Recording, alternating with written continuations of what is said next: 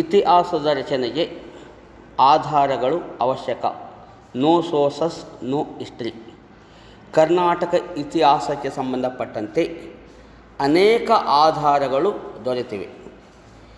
ಈ ಆಧಾರಗಳಲ್ಲಿ ಸಾಹಿತ್ಯಿಕ ಮೂಲಾಧಾರಗಳು ಮತ್ತು ಪುರಾತತ್ವ ಮೂಲಾಧಾರಗಳೆಂದು ಎರಡು ಭಾಗಗಳಾಗಿ ವಿಂಗಡಿಸಿದ್ದೇವೆ. ಇಲ್ಲಿ ಸಾಹಿತ್ಯಿಕ ಮೂಲಾಧಾರಗಳು ಅಧ್ಯಯನ ದೃಷ್ಟಿಯಿಂದ ಎರಡು ಭಾಗಗಳಾಗಿ ವಿಂಗಡಿಸಿದ್ದೇವೆ. ದೇಶೀಯ ಬರವಣಿಗೆಗಳು ಅಥವಾ ಸ್ಥಳೀಯ ಬರವಣಿಗೆಗಳು, ಇನ್ನೊಂದು ವಿದೇಶೀಯ ಬರವಣಿಗೆಗಳು. ಸ್ಥಳೀಯ ಬರವಣಿಗೆಗಳು ಸಂಸ್ಕೃತ, ಕನ್ನಡ, ತೆಲುಗು ಮತ್ತು ತಮಿಳು ಭಾಷೆಗಳಲ್ಲಿವೆ. ಸಾಹಿತ್ಯಿಕ ಮೂಲಾಧಾರಗಳು ದೇಶೀಯ ಬರವಣಿಗೆಗಳಿಂದ ನಾವು ಅಂದಿನ ಕಾಲದ ರಾಜಕೀಯ, ಸಾಮಾಜಿಕ, ಆರ್ಥಿಕ, ಧಾರ್ಮಿಕ, ಸಾಂಸ್ಕೃತಿಕ, ಕಲೆ ಮತ್ತು ವಾಸ್ತುಶಿಲ್ಪದ ಬಗ್ಗೆ ಮಾಹಿತಿಯನ್ನು ತಿಳಿದುಕೊಳ್ಳಬಹುದು.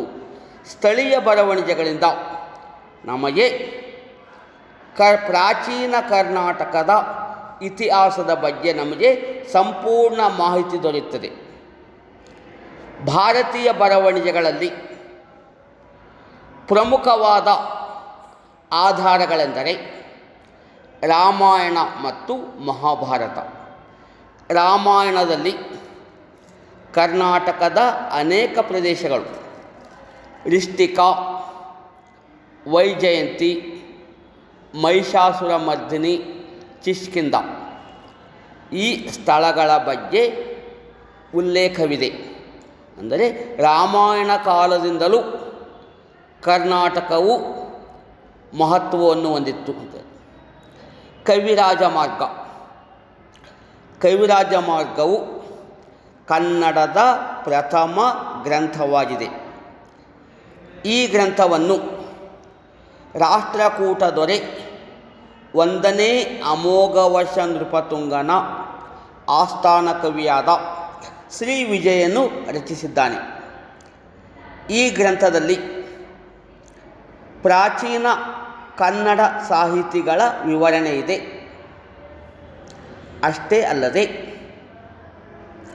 ಕನ್ನಡ ನಾಡಿನ ಗಡಿಗಳ ಬಗ್ಗೆ, ಅಂದರೆ ಕನ್ನಡ ನಾಡು ಗೋದಾವರಿ ನದಿಯಿಂದ ಹಿಡಿದು ಕಾವೇರಿ ನದಿಯವರೆಗೆ ವಿಸ್ತಾರವಾಗಿತ್ತು ಎಂಬ ಅಂಶವು ಕವಿರಾಜ ಮಾರ್ಗದಿಂದ ತಿಳಿಯುತ್ತದೆ. ನಂತರ ವಿಕ್ರಮಾಂಕ ದೇವಚರಿತ್ರೆ. ಇದನ್ನು ಕಲ್ಯಾಣ ಚಾಲುಕ್ಯ ದೊರೆ 6ನೇ ವಿಕ್ರಮಾದಿತ್ಯನ ಆಸ್ಥಾನ ಕವಿಯಾದ ಬಿಲ್ಲಣನು ಸಂಸ್ಕೃತದಲ್ಲಿ ವಿಕ್ರಮಾಂಕ ದೇವಚರಿತ್ರೆ ಗ್ರಂಥವನ್ನು ರಚಿಸಿದನು. ಈ ಗ್ರಂಥವು 6ನೇ ವಿಕ್ರಮಾದಿತ್ಯನ ಸಾಧನೆಗಳನ್ನು ತಿಳಿಸುತ್ತದೆ. ಮನೋಲ್ಲಾಸ, ಮಾನಸೋಲ್ಲಾಸ ಅಥವಾ ಅಭಿಲಾಷ ತೀರ್ಥ ಚಿಂತಾಮಣಿ ಈ ಗ್ರಂಥವನ್ನು ಕಲ್ಯಾಣ ಚಾಲುಕ್ಯ ದೊರೆ ಸರ್ವಜ್ಞ ಚಕ್ರವರ್ತಿ ಎಂದು ಕರೆಯಲ್ಪಟ್ಟಂತಹ 3ನೇ ಸೋಮೇಶ್ವರನಿಂದ ಈ ಗ್ರಂಥವು ರಚಿಸಲ್ಪಟ್ಟಿತು. ಈ ಗ್ರಂಥವು ಸಂಗೀತ, ನೃತ್ಯ ಜೊತೆಗೆ ಕಲ್ಯಾಣ ಚಾಲುಕ್ಯರ ಬಗ್ಗೆ ಮಾಹಿತಿಯನ್ನು ನೀಡುತ್ತದೆ. ವಿಕ್ರಮಾರ್ಜುನ ವಿಜಯ ಈ ಗ್ರಂಥವನ್ನು ಕನ್ನಡದ ಆದಿಕವಿ ಎಂದು ಕರೆಯಲ್ಪಟ್ಟಂತಹ ಪಂಪನಿಂದ ರಚಿತವಾಗಿದೆ. ಪಂಪನು ಇಲ್ಲಿ ತನ್ನ ಆಶ್ರಯದಾತನಾದಂಥ 2ನೇ ಹರಿಕೇಸರಿಯನ್ನು ಅರ್ಜುನನಿಗೆ ಹೋಲಿಸಿ ವಿಕ್ರಮಾರ್ಜುನ ವಿಜಯ ಎಂಬ ಗ್ರಂಥವನ್ನು ಬರೆದಿದ್ದಾನೆ. ಗದಾಯುದ್ಧ ಅಥವಾ ಸಾಹಸ ಭೀಮ ವಿಜಯ ಈ ಗ್ರಂಥವನ್ನು ಕವಿ ಚಕ್ರವರ್ತಿ ಎಂಬ ಬಿರುದನ್ನು ಪಡೆದಂಥ ರನ್ನನು ರಚಿಸಿದ್ದಾನೆ. ರನ್ನನು ತನ್ನ ಆಶ್ರಯದಾತನಾದ ಸತ್ಯಾಶ್ರಯ ಇರುವ ಬೆಡಂಗನನ್ನು ಭೀಮನಿಗೆ ಹೋಲಿಸಿ ಗದಾಯುದ್ಧವನ್ನು ರಚಿಸಿದ್ದಾನೆ. ಈ ಗ್ರಂಥವು ಸತ್ಯಾಶ್ರಯ ಇರುವ ಬೆಡಂಗನ ಬಗ್ಗೆ ಮಾಹಿತಿ ನೀಡುತ್ತದೆ. ಚಾವುಂಡರಾಯ ಪುರಾಣ ಈ ಗ್ರಂಥವನ್ನು ಗಂಗದೊರೆ 4ನೇ ರಾಚಮಲ್ಲನ ಪ್ರಧಾನಮಂತ್ರಿಯಾದ ಚಾವುಂಡರಾಯನು ರಚಿಸಿದನು. ಚಾವುಂಡರಾಯ ಪುರಾಣವು ಗಂಗರ ಕಾಲದ ಬಗ್ಗೆ ಮಾಹಿತಿಯನ್ನು ನೀಡುತ್ತದೆ. ವಚನಗಳು ಅಥವಾ ವಚನ ಸಾಹಿತ್ಯ 12ನೇ ಶತಮಾನದಲ್ಲಿ ಬಸವೇಶ್ವರರು ಮತ್ತು ಅವರ ಅನುಯಾಯಿಗಳು ವಚನಗಳನ್ನು ರಚಿಸಿದರು. ಈ ವಚನಗಳು ಸಾಮಾಜಿಕ, ಧಾರ್ಮಿಕ, ಆಧ್ಯಾತ್ಮಿಕ ವಿಷಯಗಳ ಮೇಲೆ ಬೆಳಕನ್ನು ಚೆಲ್ಲುತ್ತವೆ. ಗಜಾಷ್ಟಕ ಕೃತಿ ಗಂಗದೊರೆಯಾದ 2ನೇ ಶಿವಮಾರನು ಗಜಾಷ್ಟಕ ಕೃತಿ ಬರೆದ. ಈ ಗ್ರಂಥವು ಗಂಗರ ಕಾಲದ ಬಗ್ಗೆ ಮಾಹಿತಿಯನ್ನು ನೀಡುತ್ತದೆ. ನಂತರ ಮಿತಾಕ್ಷರ ಸಂಹಿತೆ ಈ ಗ್ರಂಥವನ್ನು ವಿಜ್ಞಾನೇಶ್ವರ ರಚಿಸಿದನು. ಇದು ಕಲ್ಯಾಣ ಚಾಲುಕ್ಯರ ಬಗ್ಗೆ ಮಾಹಿತಿಯನ್ನು ನೀಡುತ್ತದೆ. ಈ ರೀತಿಯಾಗಿ ಕೆಳದಿ ನೃಪ ವಿಜಯಂ ಲಿಂಗಣ್ಣ ಕವಿ ರಚಿಸಿದ ಕೆಳದಿ ನೃಪ ವಿಜಯಂ ಈ ಗ್ರಂಥವು ಕೆಳದಿ ಅರಸರ ಬಗ್ಗೆ ಮಾಹಿತಿಯನ್ನು ನೀಡುತ್ತದೆ. ಮಧುರಾ ವಿಜಯಂ ಗಂಗಾದೇವಿ ಕಂಪಣರಾಯನ ಹೆಂಡತಿಯಾದ ಗಂಗಾದೇವಿಯು ಮಧುರಾ ವಿಜಯಂ ಎಂಬ ಗ್ರಂಥವನ್ನು ಸಂಸ್ಕೃತದಲ್ಲಿ ರಚಿಸಿದಳು. ಈ ಗ್ರಂಥವು ನಮಗೆ ವಿಜಯನಗರ ಕಾಲ, ವಿಶೇಷವಾಗಿ ಕಂಪಣರಾಯನು ಮಧುರೈ ಮೇಲೆ ಮಾಡಿದ ದಂಡಯಾತ್ರೆಯನ್ನು ವಿವರಿಸುತ್ತದೆ. ಅಮುಕ್ತ ಮೌಲ್ಯದ ವಿಜಯನಗರದ ಶ್ರೇಷ್ಠ ದೊರೆಯಾದ ಶ್ರೀಕೃಷ್ಣ ದೇವರಾಯನು ಅಮುಕ್ತ ಮೌಲ್ಯದ ಎಂಬ ಗ್ರಂಥವನ್ನು ಸಂಸ್ಕೃತದಲ್ಲಿ ರಚಿಸಿದನು. ಈ ಗ್ರಂಥವು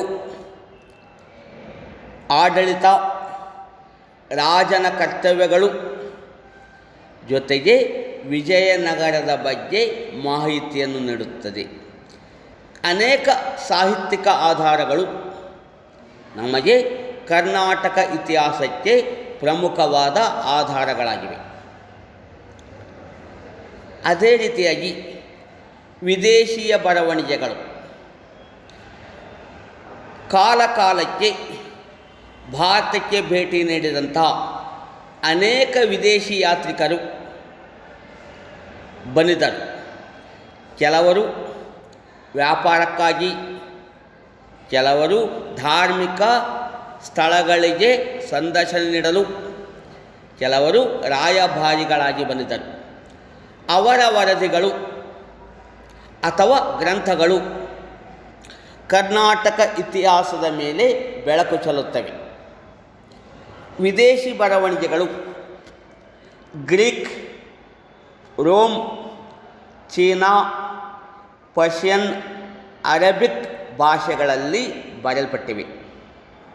ವಿದೇಶಿ ಗ್ರಂಥಗಳಿಂದ ನಮಗೆ ಅಂದಿನ ಕಾಲದ ರಾಜಕೀಯ, ಸಾಮಾಜಿಕ, ಆರ್ಥಿಕ ಮತ್ತು ಧಾರ್ಮಿಕ ಸ್ಥಿತಿಗತಿಗಳನ್ನು ತಿಳಿದುಕೊಳ್ಳಬಹುದು. ಉದಾಹರಣೆಗೆ the Periplus of the Erythraean Sea, ಇದು ಅನಾಮಧೇಯ ಗ್ರೀಕ್ ಗ್ರಂಥವಾಗಿದೆ. ಕವಿಯು ತನ್ನ ಗ್ರಂಥದಲ್ಲಿ ತನ್ನ ಹೆಸರನ್ನು ಎಲ್ಲೂ ತಿಳಿಸಿಲ್ಲ. ಆದರೂ ಸಹ ಕರ್ನಾಟಕ ಮತ್ತು ಗ್ರೀಕ್ ದೇಶಗಳ ನಡುವಣ ವಾಣಿಜ್ಯ ಸಂಪರ್ಕವನ್ನು ತಿಳಿದುಕೊಳ್ಳಬಹುದು. ಗ್ರೀಕ್ ಭೂಗೋಳಶಾಸ್ತ್ರಜ್ಞ ಟಾಲೆಮಿ ತನ್ನ ಗ್ರಂಥವಾದಂಥ ದಿ ಜಿಯೋಗ್ರಫಿಕಲ್ ಔಟ್ಲೈನ್ ಈ ಗ್ರಂಥದಲ್ಲಿ ಬನವಾಸಿ, ಬಾದಾಮಿ ಮತ್ತು ಪಟ್ಟದಕಲ್ಲುಗಳನ್ನು ವಿವರಿಸಿದ್ದಾನೆ. ಇದು ಸಹ ಕರ್ನಾಟಕ ಇತಿಹಾಸಕ್ಕೆ ಸಹಾಯಕವಾಗಿದೆ. ಚೀನಾದ ಯಾತ್ರಿಕರಲ್ಲಿ ಪ್ರಮುಖನೆಂದರೆ ಹುಯೆನ್ ತ್ಸಾಂಗ್. ಈತನು ಬಾದಾಮಿ ಚಾಲುಕ್ಯ ದೊರೆ ಇಮ್ಮಡಿ ಪುಲಿಕೇಶಿಯ ಆಳ್ವಿಕೆಯ ಕಾಲಕ್ಕೆ ಭೇಟಿ ನೀಡಿದನು. ತನ್ನ ಸಿಯುಕಿ ಗ್ರಂಥದಲ್ಲಿ ಪುಲಿಕೇಶಿ ಮತ್ತು ಹರ್ಷವರ್ಧನರ ನಡುವಣ ನರ್ಮದಾ ನದಿ ಕಾಳಗವನ್ನು ವರ್ಣಿಸಿದ್ದಾನೆ. ಅದೇ ರೀತಿಯಾಗಿ ತಬರಿ ಪರ್ಷಿಯನ್ ವಿದ್ವಾಂಸ.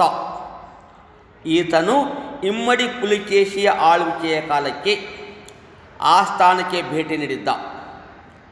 ತನ್ನ ಗ್ರಂಥದಲ್ಲಿ ಇಮ್ಮಡಿ ಪುಲಿಕೇಶಿಯ ವ್ಯಕ್ತಿತ್ವವನ್ನು ತಿಳಿಸಿದ್ದಾನೆ. ಅರಬ್ ಪ್ರವಾಸಿ ಸುಲೈಮಾನ್. ಈತನು ತನ್ನ ಗ್ರಂಥದಲ್ಲಿ 1ನೇ ಅಮೋಘವರ್ಷ ನೃಪತುಂಗನ ವ್ಯಕ್ತಿತ್ವ ಮತ್ತು ಧಾರ್ಮಿಕ ನೀತಿಯನ್ನು ತಿಳಿಸಿದ್ದಾನೆ. ವಿಜಯನಗರ ಕಾಲಕ್ಕೆ ಅನೇಕ ವಿದೇಶಿಯರು ಹಂಪೆಗೆ ಭೇಟಿ ನೀಡಿದರು. ಅಬ್ದುಲ್ ರಜಾಕ್, ನಿಕೋಲೋ ಕೌಂಟಿ, ನಿಕೆಟನ್ ಇನ್ನು ಮುಂತಾದ ವಿದೇಶಿಯರು ಹಂಪೆಗೆ ಭೇಟಿ ನೀಡಿದರು. ಅವರ ವರದಿಗಳು ಅಥವಾ ಗ್ರಂಥಗಳು ಸಾಹಿತ್ಯಿಕ ಆಧಾರಗಳ ಜೊತೆಗೆ ಇವರ ಗ್ರಂಥಗಳೂ ಸಹ ಅಮೂಲ್ಯವಾದ ಆಧಾರಗಳಾಗಿವೆ. ಈ ರೀತಿಯಾಗಿ ಕರ್ನಾಟಕ ಇತಿಹಾಸದ ರಚನೆಗೆ ಭಾರತೀಯ ಬರವಣಿಗೆಗಳ ಜೊತೆಗೆ ವಿದೇಶಿ ಬರವಣಿಗೆಗಳು ಸಹ ಸಹಾಯಕವಾಗಿವೆ. ಈ ಗ್ರಂಥಗಳಿಂದ ಪ್ರಾಚೀನ ಕಾಲದಿಂದಲೂ ಹಿಡಿದು ಇಲ್ಲಿಯವರೆಗೆ ರಾಜವಂಶಗಳು, ರಾಜರುಗಳ ಸಾಧನೆಗಳು, ಧಾರ್ಮಿಕ ನೀತಿ, ಸಾಹಿತ್ಯ ಪ್ರಗತಿ ಮುಂತಾದ ಅನೇಕ ವಿಷಯಗಳನ್ನು ನಾವು ಸಾಹಿತ್ಯಿಕ ಮೂಲಾಧಾರಗಳಿಂದ ತಿಳಿದುಕೊಳ್ಳಬಹುದು. ಒಟ್ಟಿನಲ್ಲಿ ಸ್ಥಳೀಯ ಬರವಣಿಗೆಗಳು ಮತ್ತು ವಿದೇಶಿಯ ಬರವಣಿಗೆಗಳು ಕರ್ನಾಟಕ ಇತಿಹಾಸಕ್ಕೆ ಅಮೂಲ್ಯವಾದ ಆಧಾರಗಳಾಗಿವೆ.